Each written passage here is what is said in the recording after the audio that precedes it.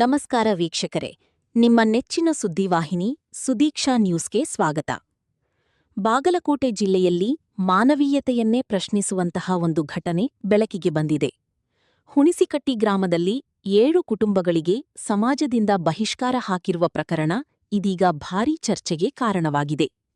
ಹೌದು ವೀಕ್ಷಕರೇ, ಹನುಮಂತ ದೇವರ ಓಕಳಿ ಜಾತ್ರೆಗೆ 600 ರೂಪಾಯಿ ದೇಣಿಗೆ ನೀಡದ ಕಾರಣಕ್ಕೆ ಈ 7 ಕುಟುಂಬಗಳನ್ನು ಗ್ರಾಮಸ್ಥರು ಡಂಗೂರ ಸಾರಿಸಿ ಸಮಾಜದಿಂದ ದೂರ ಇರಿಸಲು ಸೂಚನೆ ನೀಡಿರುವುದು ಗಂಭೀರ ಸಂಗತಿಯಾಗಿದೆ.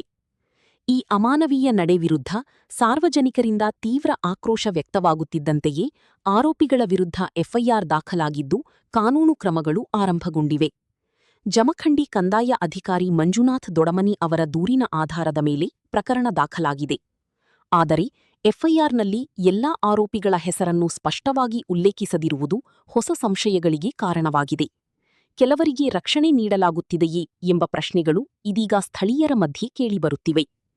ಸಮಾಜದಲ್ಲಿ ಇಂಥ ಬಹಿಷ್ಕಾರ ಕ್ರಮಗಳು ಕಾನೂನುಬಾಹಿರವಾಗಿದ್ದು ಮಾನವ ಹಕ್ಕುಗಳ ಉಲ್ಲಂಘನೆ ಎನ್ನುವುದು ಸ್ಪಷ್ಟ. ಈ ಹಿನ್ನೆಲೆಯಲ್ಲಿ ಸಂಬಂಧಪಟ್ಟ ಅಧಿಕಾರಿಗಳು ಸಂಪೂರ್ಣ ತನಿಖೆ ನಡೆಸಿ ತಪ್ಪಿತಸ್ಥರ ವಿರುದ್ಧ ಕಠಿಣ ಕ್ರಮ ಕೈಗೊಳ್ಳಬೇಕು ಎಂಬುದು ಸಾರ್ವಜನಿಕರ ಆಗ್ರಹವಾಗಿದೆ.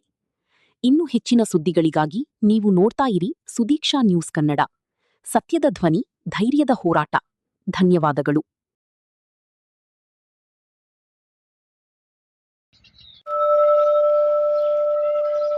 ಹೇಳಿಲ್ಲಂದ್ರೆ ದೇವ್ರ ಪಟ್ಟಿ ಕೊಡೋದವರು 7 ಮಂದಿನ ದೈವದಿಂದ ಹೊರಗಿಟ್ಟಾರು.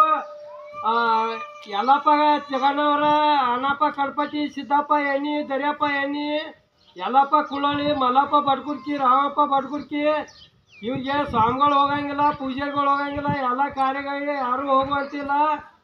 ಕಿರಾಣಿ ಅಂಗಡಿಯಾಗ ಮತ್ತು ಯಾರು ಏನು ಕೊಡಂಗಿಲ್ಲ ನೋಡ್ಕು.